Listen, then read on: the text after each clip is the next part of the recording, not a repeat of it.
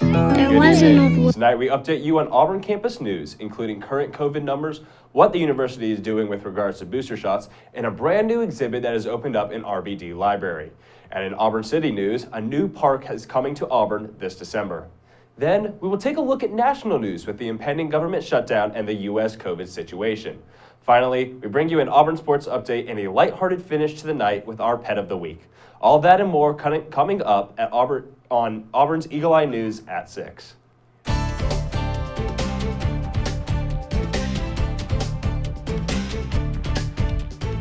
Good evening and welcome to Eagle Eye News at 6. I'm Mary Lauren Burdeshaw. And I'm AJ Revera. The Auburn COVID Resource Center reported 43 confirmed cases of COVID-19 on the university campus for last week, continuing a decline of cases at Auburn. The Resource Center also reported that 454 tests were taken, with 25 returning positive, a positivity rate of 5.5%. The trend of declining COVID cases on campus follows that of the beginning of both semesters for the 2020 and the 2021 academic year at Auburn. Students returning to campus brought a large spike that has slowly weathered further into each semester. This is the case for fall of 2021, despite a return to majority in-person classes and full-capacity sporting events. During halftime of last weekend's homecoming football game, Auburn University crowned its newest Miss Homecoming. Candidates for the position included Lady Frances Hamilton, Peyton Hill, Asia Howard, Maddie Wellbaum, and Carly Yarbrough. Based on votes casted by students, Lady Frances Hamilton came out on top and secured the title. Hailing from Nashville, Tennessee, Lady Frances is a senior at Auburn University working towards a degree in public relations. Her campaign, We Can with Lady Fran, aims to make Auburn's campus a more comfortable home for all of its students. Congratulations, Lady Frances. Following the U.S., FDA, and CDC consecutive authorization of Pfizer COVID-19 booster shots, Auburn University has made available third doses to those eligible. Not only must these boosters come 6 months after recipient's second Pfizer shot, but the following parameters must be met. Individuals have to either be 65 and older, residents in long-term care settings, those younger than 65 with underlying health conditions, or those younger than 65 at increased risk for exposure due to occupational or institutional setting. If eligible, register for the Pfizer booster shot. Visit Auburn University's pharmacy scheduler. The Student Government Association of Auburn and Eagle Eye TV have partnered to bring you a monthly show featuring SGA's updates, special guests, and more. War Eagle, everybody. My name is Rhett Wagner, and this year I'm serving as the SGA president here at Auburn. I wanted to take a second and introduce a new TV special that we're going to be doing once monthly in conjunction with Eagle Eye TV in order to improve the transparency going on between the Student Government Association and the general student body. If you remember back in the fall or in the spring, if you were here, that was one of the key parts of my campaign and one of the things I intended to do as serving as SGA president. I found in my time before SGA that sometimes it's hard for the general student population to know what exactly it is that the Student Government Association is doing to better their experience here. In order to fix that problem, we've developed this show where once monthly, every SGA executive officer will be able to give a quick report on what's going on in their branch and how it relates to the student body, as well as we're going to be inviting campus leaders from across the entire campus to come in and explain and have moderated discussions about different topics going on. So I'm eager to get started and I'm excited to see what everybody thinks of the show, but looking forward to getting to hear our reviews. Thanks. When we return from this short break, AJ Revera sits down with the head Camp War Eagle counselor and SOS orientation leader coordinator. You're watching Eagle Eye News at 6.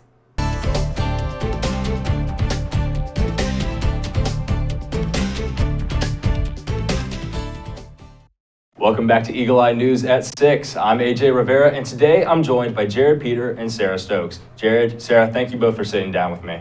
So can you guys just go ahead and tell us a little bit about yourselves and about why you're here? Absolutely. So like you said, I'm Jared Peters. I'm from Milwaukee, Wisconsin, majoring in industrial systems engineering. And today I'm here on behalf of the head Camp War Eagle counselors, here talking a little bit about our program. Yeah, and I'm Sarah Stokes. I'm a senior majoring in exercise science from Ellicott City, Maryland, and I'm here on behalf of the orientation leader coordinators for the SOS program. So Camp War Eagle is the orientation, the summer orientation for our incoming freshmen, while SOS, Successfully Orienting Students, is our orientation for incoming transfer students, correct? Yes, correct. So could you tell us a little bit more about what goes on in these programs? So the main, at least on the Camp War Eagle side, the main kind of quote that we kind of go for is for those incoming students, making sure they have a nice transition from that high school level to the freshman year of college is an exciting and challenging time. But nonetheless, that's what we are here for. We're here for the students to be with them on not only their orientation day, but withstanding those relationships out through the fall. So we're really here to make sure that is a smooth transition for them and that they have all the resources and all the knowledge about Auburn that they need to know so they can be successful here at Auburn. Yeah, and SOS is very similar to Camp War Eagle, except we're dealing with transfer students instead of freshmen. So we're going through the same kind of resources, tips for campus life, everything like that, taking them on tours. So it's a very similar program, both of them. Now, you two both serve as the head of your respective programs. Jared, you serve as the head Camp War Eagle counselor, and Sarah, you're the orientation leader coordinator. Can you tell us, I know those applications are open now to be either a orientation leader or a counselor respectively. Can you tell us a little bit more about the application process? Absolutely. So just to kind of go over our role a little bit as the counselor, the head counselors, we are here for those counselors as a way to train them and help them grow into the orientation leaders that we need them to be. So you don't have to have any specific knowledge or any specific skills that you think qualify to be a good counselor. You can come with whatever skills and we can get you to the place that we need. So the application process is out now. So it is a pretty simple application. It closes on October 6th, and then following that shortly after is a round 1 interview. This is a group interview with about 4 to 6 other applicants. And then this leads into the second round interview if selected, and this is a one-on-one interview with staff and some of the head counselors as well to help make that final decision along in that process. Yeah, and just to add on to that, it's one application for both positions, so you can apply to one or both. We really recommend that you apply to both to kind of increase your chances of getting the position. However, you can only serve as either a camp counselor or an orientation leader. You can't do both roles. Now, I know serving as one of these leaders does require that summer commitment. Is there any other time commitment that is required? So actually, that's kind of a common misconception. It is only a requirement for Camp War Eagle. So for SOS, there is not a summer commitment. There is an optional online session that orientation leaders can have the chance to partake in. But that's kind of the upside, and a lot of people like SOS and serve as an OL because it does not have that summer commitment. Yes, and to lead off of that, both the programs have training throughout the spring semester because as Camp War Eagle is that summer commitment, we get you trained those 14 weeks prior to the summer, and those training sessions happen from 2 to 5 on Tuesdays for the Camp War Eagle program, and for SOS, they happen on Thursdays from 2 to 5 as well. So make sure that you don't have any classes scheduled for that spring semester during that time, because we will have weekly trainings during those times. Well, can you guys just tell us, Jared as a counselor and then Sarah as an orientation leader, what has your favorite memory been working with these programs? Yeah, so it's such a joy to work with transfer students. They have such a great attitude about coming to the university, and one of my favorite memories, I remember we started out online, so getting that first in-person session was so exciting for us. So I remember after that session, I got a text from one of my students that he cherished his memories so deeply from orientation, and that he felt such a warm welcome to the Auburn family, which is really what we're aiming for. We want to make sure everyone's prepared to be students here and really feel like they're part of the Auburn family. Absolutely. It is truly such a joy to be able to pour into these freshmen lives and to make a big difference. That's definitely one of my favorite memories, but I remember going back to my freshman year at Camp War Eagle, I had 1,000 questions and lots of anxiety and worries about coming to college and not knowing anything, kind of what the process was going to be like, and being able to go through that Camp War Eagle session and to be able to learn a little bit about things, see a little bit how a daily college life would look, and kind of look into some of the resources that are available here. It completely kind of eased my worries and anxieties before coming to campus. So as serving as a counselor counselor, being able to do that for students was something that I really loved, as well as all the amazing memories I made with the other counselors. So the other 58 counselors are some of my best friends now, and it is all thanks to Camp War Eagle. So being able to share the summer with them, all while making an amazing impact and difference on those freshmen lives is definitely something I'll cherish for a long time. Well, those definitely sound like some great memories. Are there anything else that the two of you want to add? Yeah, so this position is such a great opportunity to develop professional skills, learn about the university, and one of the biggest perks of the job, like Jared was saying, is meeting the other camp counselors and orientation leaders. I too have found some of my best friends and my orientation leaders. You get really close during sessions, during trainings, because you're with them a lot, so it's a really great way just to connect with people around Auburn and make some really lifelong relationships. Absolutely. It is such a great opportunity, and I definitely encourage anyone who has any slight interest to apply. I know orientation leaders and counselors can get a reputation of the crazy, the one specific type that we're looking for, but we're really looking to cover all ranges of all different types of people. So any path, any place you are in your life, I would definitely recommend applying if you have any interest, as well as we have a informational session this Thursday, actually September 30th at 5:30 in FOI 189, where you can learn a little bit more about the specifics of the program, and you can meet all of the 9 head counselors and orientation leader coordinators. Well, Jared, Sarah, thank you both for sitting down with me and just answering some of the questions that we had about the application process to be a Camp War Eagle counselor or an SOS orientation leader. For everyone watching at home, make sure to stay tuned. We have a lot of great, exciting information coming up about stuff that's happening nationwide, as well as this week's Pet of the Week. You're watching Eagle Eye News at 6, Auburn's news leader.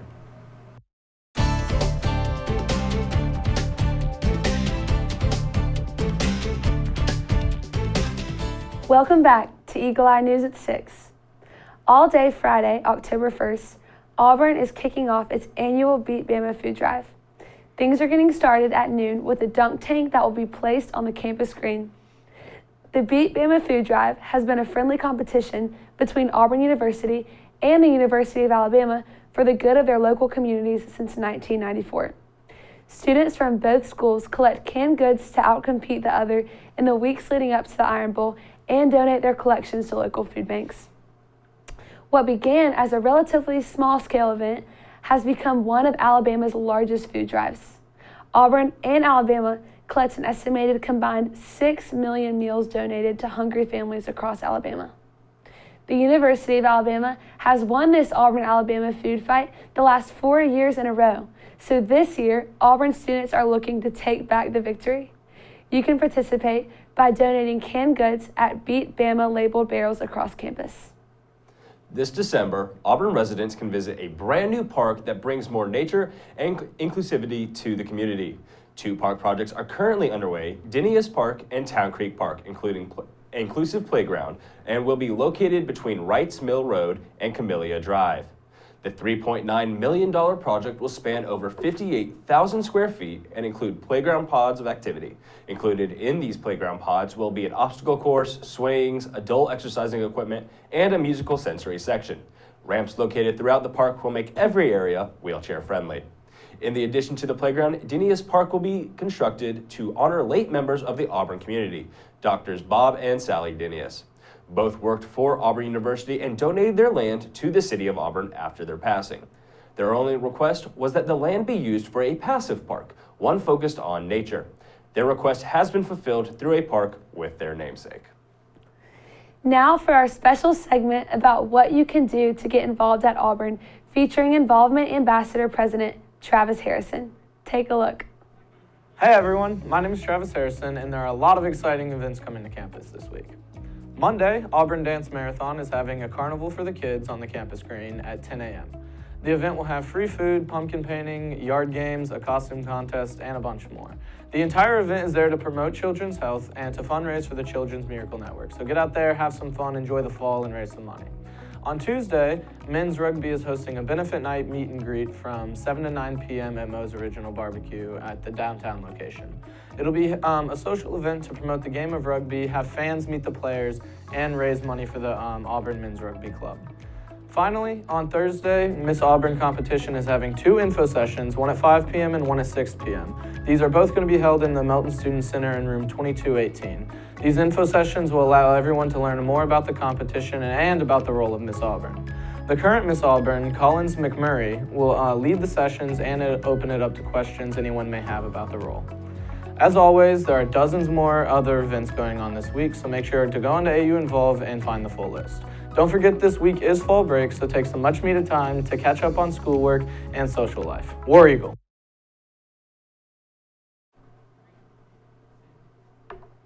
Auburn University released an article earlier this week detailing their tackling of the United Nations Sustainable Development Goals.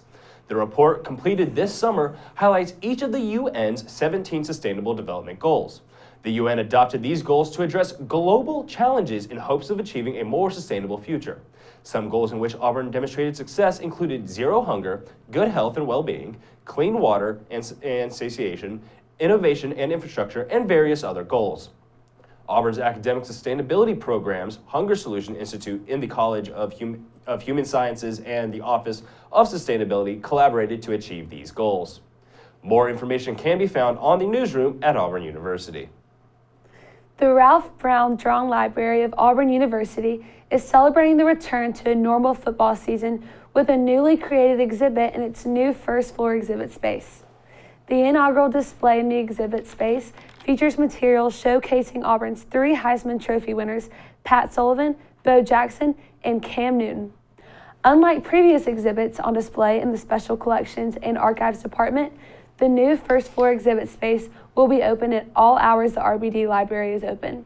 There are plenty more opportunities for the public to visit this new display and the many more to come. Greg Schmidt, acting head of the Special Collections and Archives at Auburn, has indicated that there are many more plans for exhibits in the new display area that will educate and entertain the whole of Auburn. When we come back, we take a look at the impending government shutdown and how the man who attempted to assassinate Ronald Reagan is being released from prison. You're watching Eagle Eye TV, Auburn's news leader.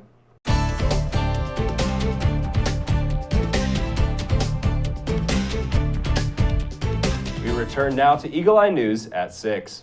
Today, the U.S. government narrowly avoided a shutdown by passing a temporary funding bill that will extend the government's funding through December 3rd.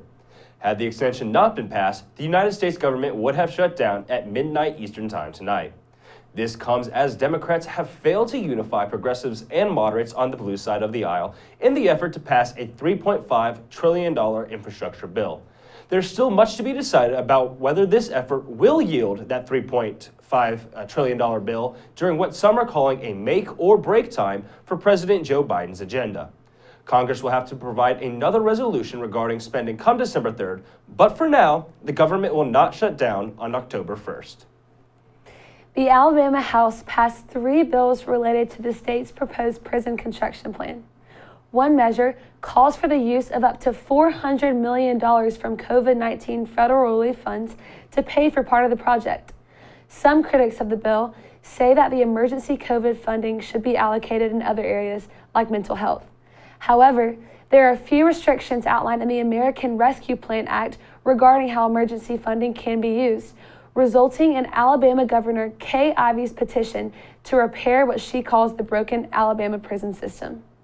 Ivey has said that using the funding this way will provide an Alabama solution to this Alabama problem. Booster shots of Pfizer's COVID-19 vaccine are now being given out to some Americans, but there's still some confusion on who's eligible, where to get the shot, whether you need a doctor's note, and more. In today's Health Minute, Mandy Gaither has 5 things you need to know about these boosters. Rolling up their sleeves for a 3rd time. Boosters will be free for everyone, regardless of immigration or health insurance status. No ID or insurance required. The U.S. COVID-19 booster campaign is now underway. Who's eligible? The White House says up to 20 million Americans are 6 months out from their last dose of the Pfizer vaccine, and they can get it if they fall into one of 3 high-risk groups: those who are 65 or older, adults at high risk for severe COVID-19, like people with underlying health conditions, and adults at risk of frequent exposure, such as frontline workers. Where and when can you get the third shot? It's available now at roughly 80,000 places across the U.S., including 40,000 local pharmacies. COVID-19 vaccine booster doses so far are well tolerated. Are there booster side effects? The CDC says reactions are similar to those from the second vaccine dose, most mild or moderate, and include muscle aches, fatigue, and headache. So when could others become eligible for a booster? We will continue to evaluate data as it becomes available in real time and with urgency, and update our recommendations. Do you need a doctor's note to get a booster? No, people are being asked to self-attest on whether they're eligible. And while officials say boosters are important to further protect Americans, their focus remains on the unvaccinated. One thing we can't lose sight of is that it is still a top priority to get people first doses. For Health Minute, I'm Mandy Gaither. The man who tried to assassinate President Ronald Reagan in 1981 could be free next year pending a Justice Department ruling. Take a look. The Justice Department has reached a deal with John Hinckley Jr. for an unconditional release from prison that still requires a judge's approval. Hinckley has been out of a mental hospital since 2016 when he then moved to Williamsburg, Virginia to live with his mother. However, she died in her sleep this summer at the age of 95. He's currently under strict conditions, including restrictions on his movements and internet activity. The new deal would remove those restrictions and, if approved, go into effect next June. Reagan and two officers were wounded in the shooting, but then Press Secretary James Brady suffered a gunshot wound to his head and was permanently disabled. His death 33 years later was ruled a homicide. When we return, Eagle Eye's Mikayla Kelly has an Auburn sports update you won't want to miss. Stay tuned.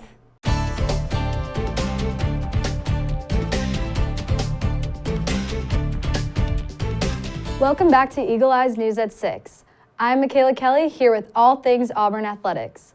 Some unexpected news broke out of Auburn following their 34-24 win over Georgia State last Saturday. Bryan Harsin decided to fire recently hired wide receiver coach Cornelius Williams just 4 games into the season. Williams was previously the wide receiver coach at Troy University for the past 6 years and was brought to the Plains in January as a part of Bryan Harsin's new staff. Harsin made clear in several press conferences leading up to the firing that he was unhappy with the performances of the receivers. They have had issues all season with securing the ball and even miscommunication of who was supposed to be on the field at what times.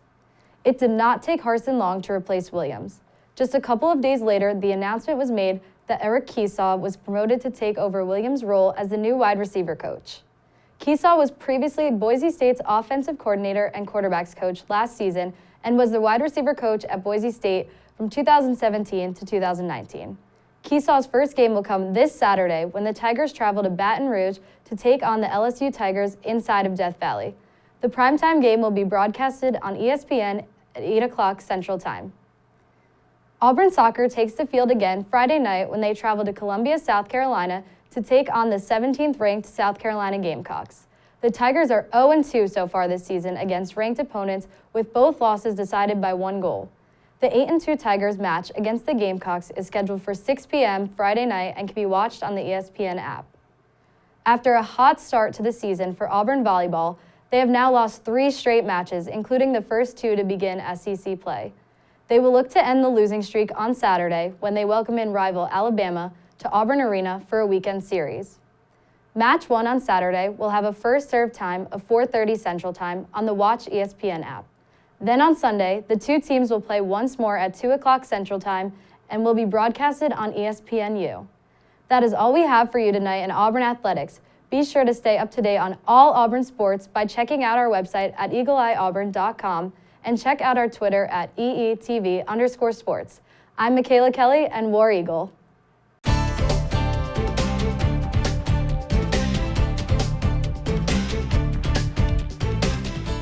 Welcome back to Eagle Eye News at 6. Get smacking because September 30th is National Chewing Gum Day. Chewing gum goes back more than 5,000 years, and it's been used over the years for enjoyment, to deal with hunger, and as a breath freshener. Various early forms included tree bark tar, sap resin, and wax. Gum has come a long way since then. The first commercial chewing gum came out in 1848. It went by the name the State of Maine Pure Spruce Gum, and a patent on chewing gum was fled in 1969. Studies show chewing gum helps improve memory, reduce stress, and increase alertness. The Pickleball Center of Alabama, the Opelika Sportsplex, is hosting the Fall Paddles at the Plex Pickleball Tournament this weekend. The tournament was set up by City of Opelika Parks and Recreation and is packed with over 300 players representing 9 different states. The tournament kicked off this morning with senior men's singles and women's doubles and continues through the weekend. Play begins at 8 a.m. each day, with opening ceremonies beginning 30 minutes prior. Now it's time to meet our new Lee County Humane Society Pet of the Week, the beautiful Miss Sarah. This gorgeous kitty loves to talk the day away and only needs you to lend an ear to listen to her from time to time. She is the sweetest cat, and you can always find her asking for head scratches when she's near you. Sarah would love to spend the day nestled in your lap while you relax with a newfound friend. And she doesn't mind keeping you company while you do your chores.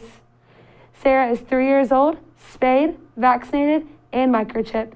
She is FIV positive, but don't worry, she can still live a long and happy life with you. Apply online for her today.